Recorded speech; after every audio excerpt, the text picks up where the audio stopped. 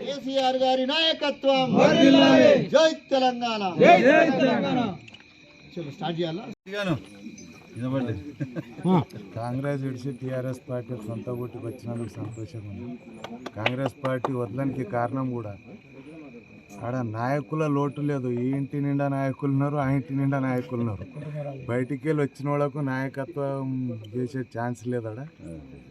ఆడ వాళ్ళ ఇంట్లో వాళ్ళు కొట్లాడి టికెట్లు పంచుకున్నానికే లాస్ట్ విడ్రాల దాకా వాళ్ళ పంచాయతీలు ఒడవలేవు. ఇక కార్యకర్తలకు చూసుడైతే అది లేదు. ఇంకొకటి ఉన్న బీఫామ్లు కూడా నాకిన్ని నీకిన్ని అని పంచుకొని ఇచ్చుకునే పరిస్థితి ఉన్నది. అది నిజమైన కార్యకర్త అక్కడ వాల్యూ లేదు. గెలిచే గుర్రాలకు కూడా టికెట్ ఇచ్చినవి లేవు. ఆ నాయకుల కింద ఇంకా 4 నాయకులు ఉన్నారు. వాళ్ళ కమిషన్ల నాయకులు, వీళ్ళు కమిషన్లు తీసుకొని వాళ్ళకి టికెట్లు ఇప్పించారు. గెలిచేట్టు ఎవరు క్యాండిడేట్లు లేరు. ఆడ 15 వార్డులు టీఆర్ఎస్ గెలుచుకొని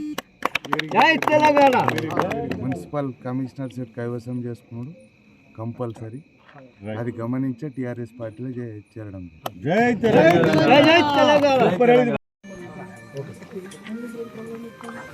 ఈరోజు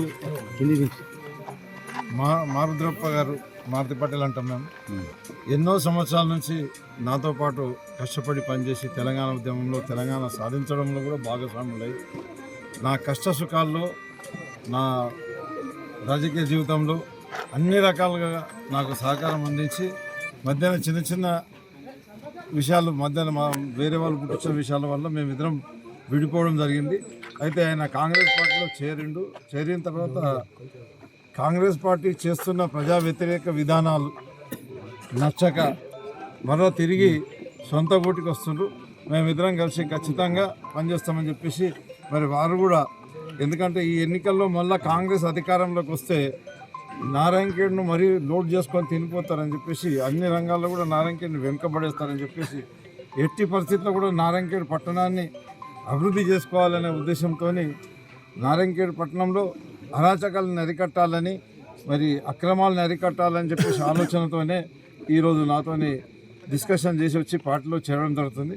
వారిని సాధారణంగా ఆహ్వానిస్తున్నాను. వారితో పాటు చాలామంది పార్టీలో ఈరోజు చేరడం జరిగింది. ఖచ్చితంగా వారి బలంతో ఈ నారాయణఖేడ్ మున్సిపాలిటీ కూడా కైవసం చేసుకుంటామని చెప్పేసి నేను ఆలోచన చేస్తున్నా. మరి మారుతి పటేల్ గారు ఏదైతే పట్టుదలతో వచ్చిందో తప్పకుండా రేపు ఆయన టైం తక్కువ ఉన్నాను కూడా వారి సాయశక్తులు పెట్టేసి మరి నారాయణఖేడ్లో ఉన్న కౌన్సిలర్ అభ్యర్థులందరినీ కూడా గెలిపించే కొరకని తాను ప్రయత్నం చేయాలని చెప్పేసి, చేస్తాడని చెప్పేసి, ఖచ్చితంగా సాధిస్తాడని చెప్పి నమ్మకం నాకు కూడా ఉంది. మరి అదే మాదిరిగా ఇక కాంగ్రెస్ విషయానికి వస్తే, మరి నారాయణఖేడ్లో గత 50 సంవత్సరాల్లో కాంగ్రెస్ నారాయణఖేడ్ పట్టణానికి చేసింది ఏం లేదు. మరి ఈ మధ్యకాలంలో 2 సంవత్సరాలు మళ్ళీ ఎమ్మెల్యే గెలిచిన తర్వాత వాళ్ళు చేసింది ఏం లేదు. అటు సంజయ్ రెడ్డి గారు కానీ వాళ్ళ నాన్నగారు కానీ, మరి ఇక్కడ నారాయణఖేడ్కు 10 సంవత్సరాలు ఆయన ఎంపీపీ జడ్పీటీసీగా చేసి నారాయణఖేడ్కి ఏం చేయలేదు సంజయ్ రెడ్డి గారు. వాళ్ళ నాన్నగారు కూడా 17 సంవత్సరాలు ఎమ్మెల్యే చేసి ఏం చేయలేదు. అదే మాదిరిగా ఈ షట్కార్ కుటుంబం కూడా మరి ఎంతోమంది ఎమ్మెల్యేలు చేసినారు, ఎంపీలు చేసినారు, నారాయణఖేడ్ పట్టణానికి సర్పంచ్లు కూడా చేసినారు. టోటల్ నారాయణఖేడ్ చరిత్రలో చూస్తే సర్పంచ్లు అందరూ వాళ్ళే ఉన్నారు. ఒకసారి మున్సిపల్ చైర్మన్ మాత్రం మరి బీఆర్ఎస్ పార్టీకి సంబంధించిన వ్యక్తి రావడం జరిగింది. అన్ని సంవత్సరాల్లో వాళ్ళు నారాయణఖేడ్ని భ్రష్టు పట్టించారు. నారాయణఖేడ్లో ఎలాంటి డెవలప్మెంట్ చేయలేదు. చెత్త కుండీలాగా నారాయణఖేడ్ని తయారు చేసిండ్రు. మరి మేము అధికారంలోకి వచ్చిన తర్వాత 5 సంవత్సరాల్లో మా మున్సిపల్ కౌన్సిల్ చైర్మన్ కానీ పాలకవర్గం కానీ మా చేతిలోకి వచ్చిన తర్వాత నారాయణఖేడ్ని అన్ని రంగాల్లో కూడా డెవలప్మెంట్ చేయడం జరిగింది. ఆ 4 సంవత్సరాలు మేము సాధించిన విజయాలు, మరి అభివృద్ధి, సంక్షేమం అన్నీ కూడా అయిన తర్వాత మరలా కాంగ్రెస్ వాళ్ళు అవిశ్వాస తీర్మానం పెట్టేసి మా చైర్మన్ని తీసేయడం జరిగింది. ఆ చైర్మన్ని తీసేసి 1 సంవత్సరంలో నారాయణఖేడ్లో ఏం చేసిండ్రయ్యా మీరు అని అంటే, చేసినది ఒక పని కూడా లేదు.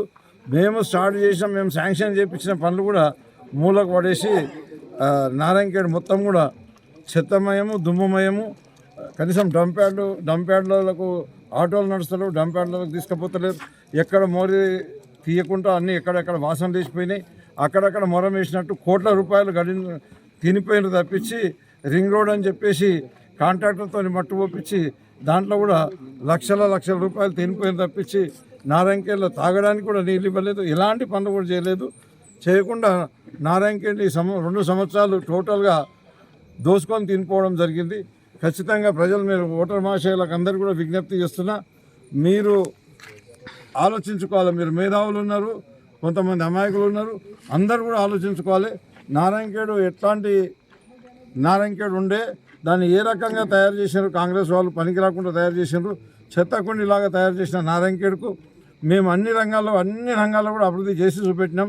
నారాయణఖేడ్లో బటర్ఫ్లై ల్యాంప్స్ పెట్టినాము, నారాయణఖేడ్లో శ్మశాన వాటిక లేకపోతే శ్మశాన వాటిక చేసినాం, డంప్ యార్డ్ లేకపోతే డంప్ యార్డ్ చేసినాం, నారాయణఖేడ్లో ఆక్సిజన్ పార్క్ చేసినాం, నారాయణఖేడ్కు 2 గురుకుల పాఠశాలలు తీసుకొచ్చినాం, ఒకటి యూత్ ట్రైనింగ్ సెంటర్ తీసుకొచ్చినాం, mother and child care hospital తీసుకొచ్చినాం. నారాయణఖేడ్ పట్టణం నిండా సీసీ రోడ్లు వేసే కొరకని సుమారుగా 40-50 కోట్ల రూపాయలు శాంక్షన్ చేసి నారాయణఖేడ్లో డెవలప్మెంట్ కూడా చేసినాం. మరి మోర్లు కట్టించినాం. ఎక్కడక్కడ కనీసం లైబ్రరీ కూడా నారాయణఖేడ్లో దిక్కులేని పరిస్థితి ఉండే, శ్మశాన వాటిక దిక్కులేని పరిస్థితి ఉండే. నారాయణఖేడ్కి ఒక లైబ్రరీ తీసుకొని వచ్చినాం. ఇట్లా సైన్స్ ల్యాబ్ ఎన్నెన్నో డెవలప్మెంట్ వర్క్స్ చేసి నారాయణఖేడ్ చరిత్రలో వాళ్ళు 50 సంవత్సరాలు సాధించండి, కేవలం మేము 5 సంవత్సరాల్లోనే సాధించి చూపెట్టినాం. మరి ఇప్పుడు కూడా నేను ఓటర్ మహాశయులకు విజ్ఞప్తి చేస్తున్నాను, మీరు కూడా ఆలోచించుకోవాలి. ఎవరు పరిపాలించాలి నారాయణఖేడ్కు, ఎవరు పరిపాలిస్తే మంచి జరుగుతుంది. నారాయణఖేడ్కు గతంలో కాంగ్రెస్ వాళ్ళే పరిపాలించారు, సర్పంచులు వాళ్ళే, ఎంపీటీసీలు వాళ్ళే, జడ్పీటీసీలు వాళ్ళే, ఎంపీపీలు వాళ్ళే, ఎమ్మెల్యేలు వాళ్ళే, ఎంపీలు వాళ్ళే, అన్నీ వాళ్ళే చేసి ముఖ్యమంత్రి వాళ్ళే, ప్రధానమంత్రి వాళ్ళే ఉండి కూడా నారాయణఖేడ్ ఏం చేయలేకపోయారు. కేవలం 5 సంవత్సరాల్లో మేము అభివృద్ధి చేసినాం అనేది మీరు ఆలోచించుకోవాలి. ఇప్పుడు కూడా పరిపాలించడానికి నారాయణఖేడ్లో ఎవరు లేరా? నారాయణఖేడ్ మున్సిపాలిటీలో మళ్ళా అవే కుటుంబాలకు, సర్పంచ్ వాళ్ళకే కావాలి, కౌన్సిలర్ వాళ్ళకే కావాలి, చైర్మన్ వాళ్ళకే కావాలి, నారాయణఖేడ్ల కాంగ్రెస్ నాయకులకు ఎంపీపీ వాళ్ళకే కావాలి, జడ్పీటీసీ వాళ్ళకే కావాలి, ఎమ్మెల్యే వాళ్ళకే కావాలి, ఎంపీ వాళ్ళకే కావాలి. మరి ఇంకా ఏదున్నా పదవులన్నీ కూడా వాళ్ళకే కావాలి. వేరే వాళ్ళు ఎవరికి కూడా పరిపాలించడానికి అవకాశం లేకుండా నారాయణఖేడ్ని ఇట్లా మరి అందరికీ బెదిరించి పదవులన్నీ వాళ్ళే కాజేసి పేదవాళ్ళకి ఎవరు కూడా పదవులు అవ్వకుండా, అర్హత ఉన్న వాళ్ళకి పదవులు అవ్వకుండా అన్నీ వాళ్ళే కాజేద్దామని ప్రయత్నం చేస్తున్నారు. పదవులు అడ్డం పెట్టుకొని నారాయణఖేడ్ని దోసుక తిన్నామని ప్రయత్నం చేస్తున్నారు. కాబట్టి మీరు దయచేసి ఓటర్ మహాశయులు అందరూ కూడా ఆలోచించాలి. మీరు ఖచ్చితంగా సరైన నిర్ణయం తీసుకొని బీఆర్ఎస్ పార్టీకి కారు గుర్తుకు ఓటేసి గెలిపిస్తే తప్పకుండా మరి నారాయణఖేడ్లో ఆగిపోయిన పనులు, మేము మా పీరియడ్లో శాంక్షన్ అయిన ఆగిపోయిన పనులు కూడా మేము ఖచ్చితంగా అవన్నీ తిరిగి ప్రారంభించే విధంగా ప్రారంభించి పూర్తి చేసే కొరకని గట్టిగా కృషి చేస్తాం. అది కాకుండా ఇక మాకు అధికారం ఉన్నదని విర్రవీగుతున్నారు. మీకు అధికారం వచ్చిన 2 ఏళ్లలో మీరు చేసింది ఏమున్నదని, మరి మీకు మిగిలిన 2 ఏళ్లలో కూడా మేము శాంక్షన్ చేసిన పనులే చేయడానికి మీకు చేత కాదు. తాగడానికి నీళ్ళు ఇయ్యలేని పరిస్థితులు ఉన్నారు, చెత్త తీయలేని పరిస్థితులు ఉన్నారు. కాబట్టి ఈ 2 ఏళ్లలో వాళ్ళు ఎలాంటి డెవలప్మెంట్ చేయబోరు. 2 ఏళ్ల తర్వాత తిరిగి బీఆర్ఎస్ ప్రభుత్వమే అధికారంలోకి వస్తుంది.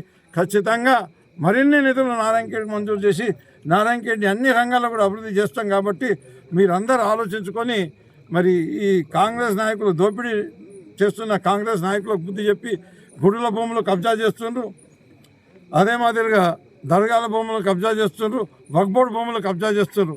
ఈరోజు మొన్న వక్ఫ్ బోర్డు భూమి మేము శ్మశాన వాటికి కొరకు శాంక్షన్ చేసినామని చెప్పేసి ఉట్టుట్టి మాటలు చెప్పి ఆడ జేసీబీలు పెట్టి సాఫ్ చేసి దాన్ని కబ్జా చేసే ప్రయత్నం చేస్తున్నారు.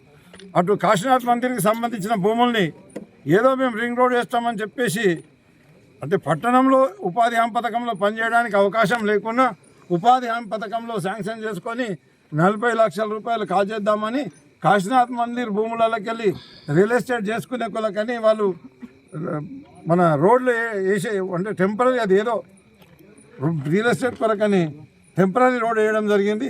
అదే మాదిరిగా కృష్ణా మందిర్లకి వెళ్ళి కూడా టెంపరీ రోడ్ వేయడం జరిగింది. రామ్ మందిర్ భూములను కూడా కబ్జా చేసి టెంపరీ రోడ్లు వేసి వాళ్ళు రియల్ ఎస్టేట్ చేసుకొని వాళ్ళ భూములు అమ్ముకుందామని చెప్పేసి ఈ భూములను కూడా కబ్జా చేయడం జరుగుతుంది. కాబట్టి ఖచ్చితంగా ప్రజలు వీళ్ళు చేసే దుర్మార్గాలను గమనించి బీఆర్ఎస్ పార్టీకి కారు గుర్తు కోటేసి గెలిపించి నారాయణఖేడ్ మున్సిపాలిటీ బీఆర్ఎస్ పార్టీ జెండా ఎగరేస్తారని చెప్పేసి నేను ఆశాభావం వ్యక్తం చేస్తున్నా. మీ అందరికీ కూడా విజ్ఞప్తి చేస్తున్నా, మహాశయులకు అందరికీ, ఓటర్ మహాశయులకు అందరికీ తప్పకుండా ఈ కాంగ్రెస్ దుర్మార్గ పాలన అంతమంది ఇచ్చే కొరకని బీఆర్ఎస్ పార్టీ కారు గుర్తు ఓటేసి మా 15 వార్డు కౌన్సిలర్లందరినీ కూడా గెలిపించాలని చెప్పేసి విజ్ఞప్తి చేస్తున్నాం. జై Telangana. Hi, this is Swati Dikshit. Please subscribe to SKS Fly TV.